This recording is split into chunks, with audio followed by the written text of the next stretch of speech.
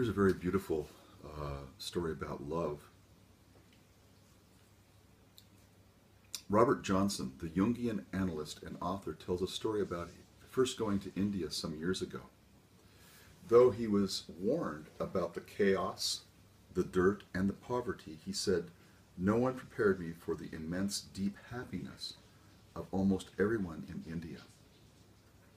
He described how in India, one's sense of reality is expanded to include more of life, the suffering and the sublime coexisting together. For along with encountering enormous difficulties, he was embraced by the immediate friendship of the Indian community as well. His friends showed him a new sense of what familial love can become. As he said, if you want to make friends with an Indian, you edge up just beside him. This is always with somebody of your own sex.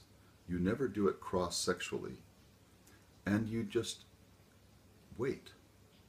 If he consents to something with you, he won't go anywhere.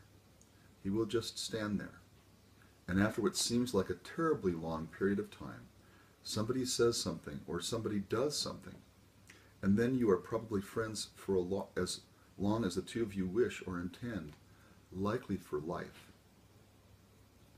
In this way in India, I ended up with friends amazingly quickly. Then I got sick. I was in an Indian hospital, a nightmare. They explained to me it was a truly modern, westernized hospital. They had one thermometer, which all of us patients had in succession, one after the other. I objected and they said, "It's all right, because we rinse it off under the tap." Somehow we survived. The point of the story was that one Indian friend who had taken me in or on as a blood brother, for what reason I'll never know, it's futile to ask, came and slept under my bed, my hospital bed at night. He said, "I'm not going to have you there alone." So he or somebody assigned by him slept under my hospital bed every night. Now, if I go to the hospital in America, I can't get anybody to sleep under my bed. It's just not possible.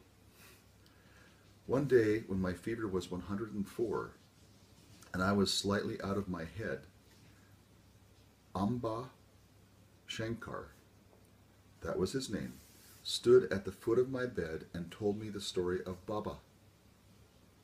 Baba had a friend, and the friend was ill. It looked as if Baba's friend would die.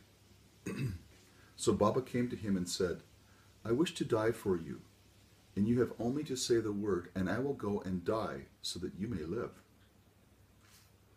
"This is my wish. This is my friendship. This is how it is," the friend agreed. So Baba went away and died, and the friend lived.